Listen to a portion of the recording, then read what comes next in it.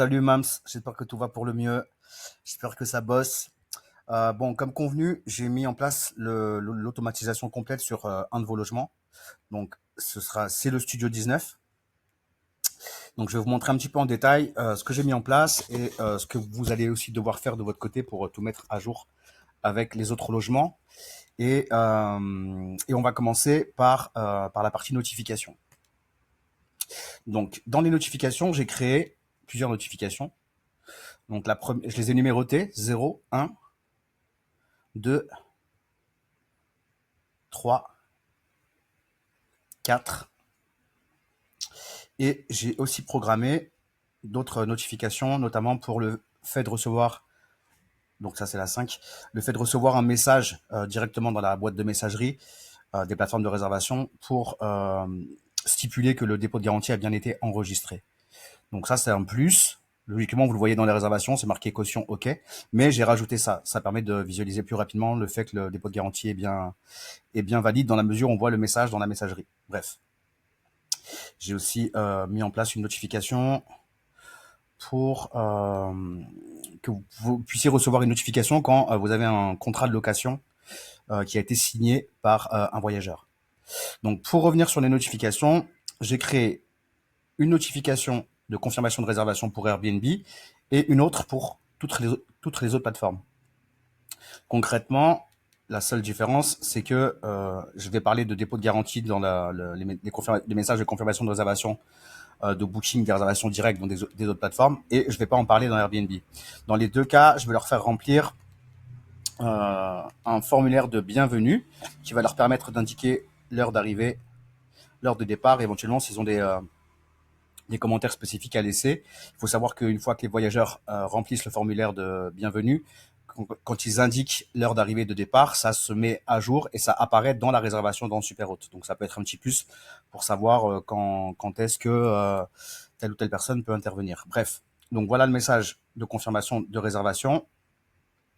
Donc ça, c'est modifiable. C'est-à-dire que si vous voulez faire des modifications du contenu de ce message, vous pouvez le faire tout simplement. De toute façon, je pense que vous connaissez la manipulation. Vous modifiez directement dans le corps ici. Et vous cliquez sur mettre à jour. Là, concrètement, j'ai l'envoi qui est paramétré uniquement sur le Studio 19. Donc, il va falloir vous mettre à jour de votre côté les logements où vous souhaitez mettre en place les notifications que moi j'ai préparées pour vous. Si vous souhaitez avoir des messages de confirmation de réservation différents selon certains logements, après, voilà, je pense que Superhôte est quand même fait pour qu'on puisse optimiser justement tout cet espace pour que ce soit pas l'usine à gaz.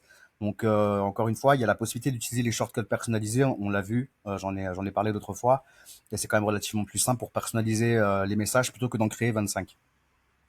Donc en tout cas, tout ça pour vous dire que là pour l'instant, ce message partira que sur le Studio 19. Moi, je vous laisse gérer après dans la mesure où vous savez comment ça fonctionne. Je vous laisse faire les modifications nécessaires en fonction de votre propre organisation, en fonction de vos souhaits. Donc on a le formulaire, comme je disais, de bienvenue. Je vous montrerai après comment je l'ai paramétré. Là, c'est la notification pour Booking et les autres plateformes, réservation directe et compagnie. Donc, je précise bien qu'il y a un dépôt de garantie obligatoire, qui vont recevoir un lien sécurisé juste avant leur arrivée, 2 jours avant. Et je vous montrerai après donc le message que j'ai mis en place pour ça. Donc ça, c'est le message pour Booking et Reza Direct. La seule différence avec celui qui est paramétré pour Airbnb, c'est qu'il n'y a pas la fameuse phrase concernant le dépôt de garantie obligatoire. Sinon, c'est le même message. Ensuite, on a le message de pré-check-in. Donc, c'est là. Alors sachez aussi que j'ai rien touché au message que vous avez déjà en place. Donc là, si vous voulez en désactiver certains en fonction de ce que vous allez faire, n'oubliez pas de les désactiver en cliquant ici. Et on passe donc au message de pré-check-in. Donc pareil, il y en a un pour Airbnb et l'autre pour les réservations directes. La différence, c'est que il y a le lien pour le dépôt de garantie obligatoire. Donc tout ça, encore une fois, ça se fait de manière automatisée. Vous n'avez pas besoin de faire quoi que ce soit. Dans la mesure où on est relié au compte Stripe, il n'y a pas de souci. Pareil, on le verra plus en détail dans la partie info, dans l'hébergement. Donc là, tout simplement, pareil, si vous voulez modifier le contenu du message, vous pouvez le faire. Moi, j'ai mis ce message en place en termes de modèle, enfin, je veux dire avec toutes les informations importantes. Après, c'est à vous de le modifier si besoin. Là, on va mettre en place le formulaire de check-in. Tout à l'heure, c'est le formulaire de bienvenue. Là, c'est le formulaire de check-in. Dans ce formulaire, on peut demander la pièce d'identité. Donc là, j'ai paramétré pour vous dans ce formulaire, d'ailleurs, la pièce d'identité et pas la carte de crédit. Ça sert à rien de récupérer les cartes de crédit. On peut le faire dans le formulaire de check-in, mais je le recommande pas. Tout passe par Stripe. C'est Stripe qui récupère les informations bancaires et vous êtes dans les clous au niveau légal. Donc voilà, le fameux lien de dépôt de garantie, Deposit Link. Donc là, ça envoie un lien automatiquement, un lien Stripe sécurisé au voyageur qui va donc recevoir ce message avec ce lien sur lequel il va devoir cliquer pour enregistrer son empreinte bancaire. Voilà, donc ça c'est en place. Après, vous pourrez vérifier directement dans les comptes Stripe que tout est OK. Je vous recommande d'aller vérifier quand même. Parfois, on sait jamais, on n'a jamais à l'abri d'un bug, donc c'est intéressant d'aller voir régulièrement de toute façon sur les comptes Stripe pour savoir si les cautions sont bien enregistrées. Et voilà. Donc là, le fameux message de pré-check-in. Il faut qu'on gère ensemble les informations d'accès. C'est-à-dire que on peut paramétrer les choses de différentes manières. On peut envoyer les informations d'accès le jour J. On peut envoyer automatiquement les informations d'accès à partir du moment où le voyageur a validé son formulaire de check-in. On peut envoyer les informations d'accès à partir du moment où le voyageur a fait son dépôt de garantie obligatoire. Quand il est enregistré, on peut envoyer les instructions d'accès. Donc ça reste à définir. En tout cas, moi, j'ai encore une fois rien modifié sur ce que vous avez mis en place au niveau des instructions d'accès. Je crois que c'est, je sais plus où c'est. Je crois que vous avez déjà paramétré des choses, bref, dans ce sens-là.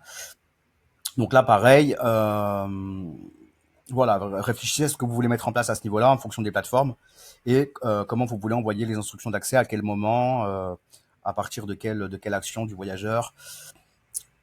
Ça, je vous laisse réfléchir à ça. Il suffira de créer une notification pour les informations d'accès.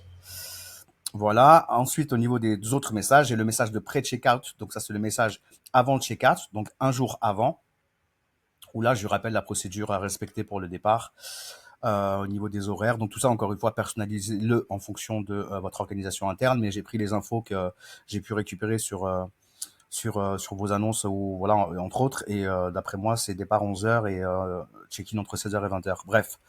Donc voilà, tout ça, c'est le message d'avant checkout à J-1. Et celui-ci, il part à 19h ou 18h, je sais plus. Donc ça, vous pouvez le modifier aussi. Non, c'est celui-ci. Ouais, il part à 18h.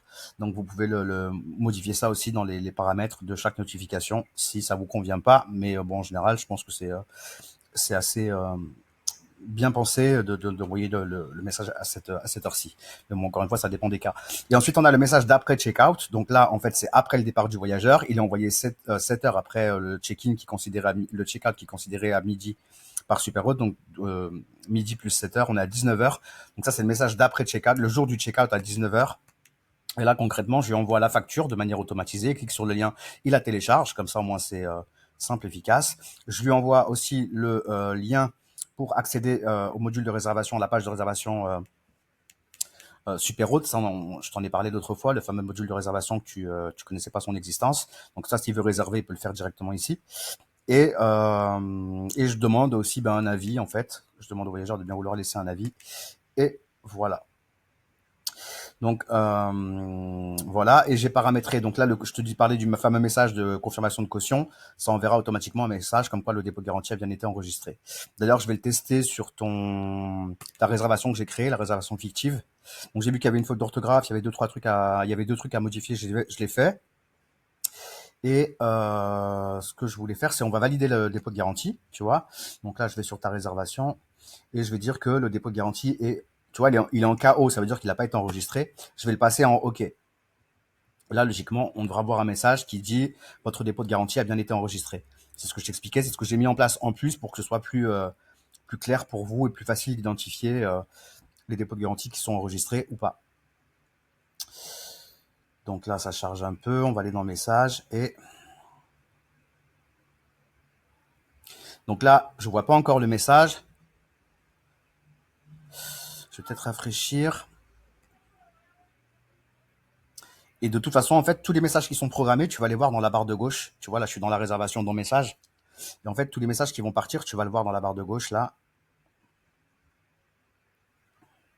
Alors, il y a un délai entre le départ de la notification et l'enregistrement de la caution. Il y a peut-être 10 minutes, je crois, sur ce style de notif.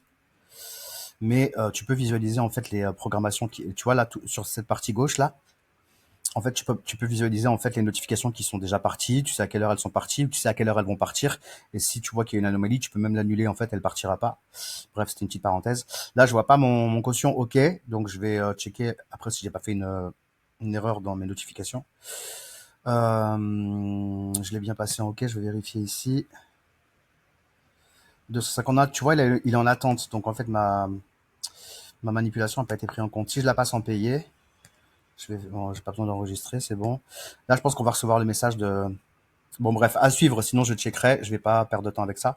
Donc, je te disais, cette fameuse notification, ça envoie un message de confirmation comme quoi le paiement du dépôt de garantie est bien enregistré. En plus de ça, je t'ai programmé donc ce fameux message, le 0, c'est l'envoi du contrat de location. En gros, quand tu as une réservation directe qui passe par ton module de réservation ou qui passe par la prise de réservation manuelle, tu vois, si je vais sur calendrier, je peux créer une nouvelle réservation, par exemple. Ou si tu as un mec qui a déjà séjourné en fait par le biais d'Airbnb ou Booking, il veut prolonger son séjour. Si tu veux faire les choses en bonne et due forme, tu peux lui envoyer un contrat de location. Et du coup, dans ces cas-là, tu peux faire nouvelle réservation, par exemple, dupliquer sa réservation, modifier les dates et lui envoyer le contrat après dans la foulée. Et même, tu peux lui envoyer un lien de paiement. Enfin bon, bref, c'est magique. Mais bon, voilà, c'est une petite parenthèse pour te montrer en gros, que au niveau des notifications, quand tu as quelqu'un qui réserve en direct, que ce soit par le biais du site ou quand tu rentres une réservation manuellement, dans la mesure où le paiement est enregistré, ça va lui envoyer automatiquement le contrat de location et il pourra le signer sur son téléphone ou sur son PC, peu importe, d'une manière simple et efficace. Donc pour ça, tu vois, c'est simple. Imaginons que tu as créé une réservation manuelle, toi, et que tu veux lui envoyer le contrat, ça se fera automatiquement. Mais on ne sait jamais s'il y a un bug ou quoi que ce soit, tu veux l'envoyer manuellement. Dans ces cas-là, tu vas cliquer sur la résa, rentrer dans le détail de la réservation, tu vas cliquer sur contrat et tu vas cliquer sur envoyer le contrat. Et il va le recevoir tout simplement. Il va recevoir ça. Donc ça c'est pareil, tu peux le modifier dans chaque hébergement. Là il est en anglais-français. Mais si tu veux le personnaliser, le modifier, tu peux. Et donc, c'est un contrat où toutes les informations de la réservation sont pré-remplies, les coordonnées du propriétaire. D'ailleurs, tu as fait une erreur, il faut que je te montre ça après. Et les coordonnées du voyageur, du preneur et signature. Merci, je valide, je télécharge mon contrat. Au revoir, bonne soirée, à bientôt. Donc ça, c'est le fameux contrat de location. On va ensuite aller voir d'autres petites choses au niveau de ce que tu as paramétré dans l'hébergement, ce que tu vas devoir faire ou modifier. Donc, dans chaque hébergement, il faut que tu fasses attention à certaines choses. Primo, là, tu n'as pas la carte G, donc ce n'est pas tes coordonnées que tu dois inscrire dans la partie info. NC Conciergerie, non. Tu dois mettre le prénom du propriétaire et le nom du propriétaire. Sinon, le contrat qui va partir, il sera au nom de NC Conciergerie. Et là, tu fais de la gestion immobilière et c'est chaud patate, quoi. Si tu as un concurrent qui veut te faire chier, tu as un contrôle, et tu es dedans. Donc, je te recommande de mettre ici prénom du propriétaire et nom du propriétaire. Et tu peux mettre ici l'adresse du logement, c'est très bien, on n'a pas besoin de mettre l'adresse personnelle du propriétaire. Tu mets, comme tu l'as fait là, l'adresse du logement, c'est très bien. J'ai vu que ta taxe de séjour n'était pas paramétrée. Donc ça va être gênant pour les réservations en direct. Donc tu peux paramétrer ta taxe de séjour ici en indiquant le montant pour les logements classés, c'est un montant fixe. Si c'est un pourcentage avec un montant à pas dépasser, tu vas sur pourcentage ici, sur type de taxe de séjour. Tu mets le montant, le pourcentage du prix de la nuitée sur lequel est basé dans ta ville la taxe de séjour. Et souvent, tu as un montant à ne pas dépasser. Par exemple, à la Grande Motte, c'est 2,95 €. Donc là, tu tapes 2,95 € et ça va prendre en compte le bon paramétrage pour ta taxe de séjour. Voilà, et comme je te disais, si c'est un logement classé, tu vas sur par personne et par nuit et tu tapes juste 1, 2, 3, 4, 5 euros, ça dépend. Enfin bon, bref, ça, il faut que tu checkes au niveau du service de taxe de séjour de ta ville sur Internet. En 3 clics, tu vas trouver. Donc, c'est bien là qu'on met en place le montant des cautions, des dépôts de garantie, ici, là, pour chaque hébergement. Donc je te disais, ouais, fais attention à bien remplir les coordonnées propriétaires ici, ça on l'a vu. Et il va falloir que pour chaque hébergement, une fois que tu auras ajouté tous les comptes Stripe que tu as créés pour tes propriétaires, il faudra bien rattacher en fait le bon compte Stripe au bon hébergement pour que, encore une fois, tout soit dans les cordes et que tout ce qui est paiement et caution qui passe par Stripe soit bien géré entre le propriétaire et les voyageurs. Donc voilà pour cette partie-là. Non, on n'a rien d'autre de spécial. Ça, Super Conciergerie, ça peut être sympa si tu vas avoir des bonnes stats bien détaillées à la fin du mois, exportées en Excel et tout. Tu peux peux faire le nécessaire et remplir cette partie-là. Et après, tu auras des stats complets sur tes chiffres internes. Bref. Ensuite, dans la partie contrat, donc ça on l'a vu, c'est là où tu peux modifier pour chaque hébergement le contenu de ton contrat de location qui va être envoyé automatiquement ou que tu vas envoyer manuellement. Sur la facture, pareil, il faut que tu mettes les coordonnées du propriétaire ici, dans cette partie-là, puisque dans cette partie-là, on est sur les infos qui vont être envoyées au niveau du contrat de location, et là, c'est les infos qui vont être envoyées pour la facture. Donc, mets ici les coordonnées du propriétaire, mets une petite photo, c'est sympa, enfin voilà. Sur la facture, c'est bien, enfin voilà, ça fait plus pro, on va dire. Au niveau des services, donc là, j'ai vu que tu étais connecté sur PriceLabs. Bon, je pense que tu maîtrises le sujet. Tes checklists, je pense que tu sais pas comment on les utilise. Si tu veux optimiser ça, on pourra voir ça sur un coaching éventuellement, mais il y a des choses à faire. Tes formulaires, ce que j'ai mis en place concrètement. Donc le formulaire de bienvenue. Donc là, il redirige. Alors j'ai ajouté ta photo, c'est plus sympa, et il redirige pour l'instant vers merci d'avoir rempli le formulaire. Toi, après, tu peux le personnaliser. Tu peux ajouter un URL ici. Alors ça peut être, je sais pas moi, je te parlais de Cozy Up la dernière fois pour la boutique d'Extra. Ça peut être ce que tu veux et où tu peux télécharger un fichier et du coup, une fois que le voyageur valide son formulaire de bienvenue, il pourra télécharger ton fichier. Donc sinon sur un URL, là moi j'ai juste ajouté ta photo, j'ai enlevé ici cette partie je l'ai mis en comment dire, c'était en obligatoire mais ça sert à rien, ta note et commentaires donc on perd du temps pour rien. Bref, voilà, je t'ai mis ça en anglais, espagnol, français. Et donc ça c'est en place et en gros bah voilà ça donne ça. Hein. Il clique sur le lien dans le message de confirmation de réservation, il tombe sur ça, il remplit son email, son téléphone, son heure d'arrivée, son heure de départ et des éventuels commentaires. S'il en a pas, c'est pas grave, il valide et il tombe sur le lien URL que tu as rempli, que tu as paramétré ou sur le fichier à télécharger que tu as mis en place ici. Ensuite, bah, pareil pour le formulaire de check-in, c'est la même chose, sauf que là, on va demander la pièce d'identité du voyageur. Donc là, tu cliques passeport, et là, si tu veux demander la pièce d'identité, mais je te dis au niveau légal, le fait pas. Donc c'est credit card. Et pareil, tu rediriges vers un URL ou vers un fichier. Donc j'ai mis ta photo, voilà à quoi ça ressemble. Enfin la photo de ton logo. Mais là, donc c'est pas sur une réservation, donc je pourrais pas le visualiser. Mais tu peux faire le test dans les messages auto que je t'ai envoyés. Pour ta réservation fictive par exemple. Donc voilà, plateforme, donc ça c'est ok, tu gères. Je trouve une incohérence, je te le dis. En fait, il faut que le prix en réservation directe soit moins cher que Airbnb et Booking. Donc là, quand tu paramètres des choses comme ça, alors je sais qu'ici tu veux couvrir ta commission, mais le mec va pas comprendre, il veut passer en réservation directe, il va voir que tu vas être 7% plus cher que Airbnb. Pour lui, il n'y a pas d'intérêt, donc il va passer par Airbnb. Donc ta stratégie là au niveau du price multiplier, elle est pas optimisée d'après moi. Voilà. Les paramètres, ça c'est ok. Pour les cautions, pareil, il faut que tu coches ça. Pour qu'il y ait un renouvellement automatique des dépôts de garantie, si tu le souhaites, tu coches caution automatique, juste là. Voilà, donc ça c'est pareil dans chaque hébergement. Donc plateforme, on vient de le voir. Paramètres, on vient de le voir. Bon, ça c'est, tu peux ajouter des réductions pour ta réservation, les sites pour les réservations directes sur le module de réservation. Tu peux genre faire une promo à la semaine. Tu peux faire ce que tu veux en fait. Tu peux appliquer une réduction selon les durées de séjour. Tu peux aussi créer un code promo. Enfin bon, il y a plein de trucs que tu peux faire qui sont super sympas. Pour la partie website, tu vas devoir alors j'ai vu que ton annonce Airbnb, moi j'ai des descriptifs vachement élaborés. Je sais pas, je vais t'en montrer en hasard. Là je tape rien. Donc pour les annonces c'est plus fun. Toi j'ai vu que tu prenais pas trop la tête sur le descriptif, la partie SEO. Chic Family Perpignan. Tu vois l'annonce Airbnb.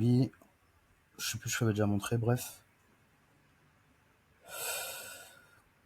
Ouais, tu vois, au niveau du texte, j'y vais. Donc, ça me permet en fait de coller-copier cette partie-là pour avoir quelque chose de plus sympa au niveau du descriptif sur le module de réservation, sur l'annonce en direct. Je rajoute ça et parfois je rajoute même tout ce que j'ai mis en bas dans point fort du quartier, blablabla là. Bref, tout ça. Et du coup, pour le référencement SEO, si tu mets après tes pages établissement sur Google établissement, tes pages d'hébergement sur Google établissement, bah c'est bien parce que ça te fait voilà, c'est mieux référencé. Donc là, il faut pour chaque hébergement bah, que tu remplisses la partie description, que tu mettes à jour la rubrique à savoir, les conditions générales de vente. En général, je crois qu'elles sont pré-remplies maintenant. Là, tu vas pouvoir ajouter tes photos dans photo du slider. Donc, commence toujours avec ta photo d'accroche, tu l'ajoutes et après, tu rajoutes toutes les photos. Mais commence, parce que c'est la première photo que tu vas ajouter, en fait, ça va être la photo qui va être présentée en premier. Donc, commence toujours avec ta photo d'accroche si tu l'as, tu l'ajoutes toute seule et après, tu peux cliquer sur déposer un fichier, cliquer sur plusieurs fichiers et ajouter. Elles vont toutes s'ajouter. Mais je te recommande de commencer avec, avec un clic sur ta photo d'accroche. Et là, tu vas pouvoir, important, il faut que tu mettes, je t'avais dit coordonnées GPS, longitude, latitude, sinon tu pourras pas l'enregistrer. Là, tu enlèves les services qui sont pas inclus et t'as plus qu'à enregistrer et tout ça, ça va s'ajouter tout simplement. Tu vois, à chaque fois que tu vas rajouter un logement, que tu vas mettre à jour les paramètres, en fait, ça va tout simplement venir s'ajouter dans ton module de réservation qui est là. C'est, tu vois, lien du moteur de réservation, double clic. Ah, il n'a pas pris.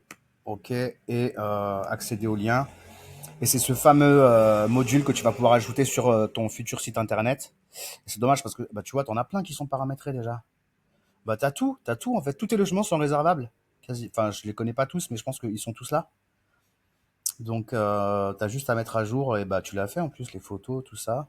Bah, ça y est, hein, là, t'as ton site internet. Hein, t'as même pas besoin aussi, à la limite, pour la partie vitrine. Mais pour la partie réservation, t'as tout là. C'est en place. Toutes les photos, elles sont sympas et tout. Top, top, bon boulot. Ouais, j'aurais personnalisé moi un peu tes photos d'accroche pour mettre en avant aussi ta marque par exemple. Mais c'est déjà du bon boulot. Voilà, voilà. Et c'est tout. C'est tout, c'est tout. Bon, bah écoute, j'espère que cette vidéo te sera utile. Et puis, bah encore merci pour ta confiance. Merci pour votre confiance. Et bah, je vous souhaite une bonne soirée, bonne semaine, bonne saison, bel été. Et puis encore merci. Si vous avez des questions, n'hésitez pas. Allez, à plus tard. Ciao, ciao.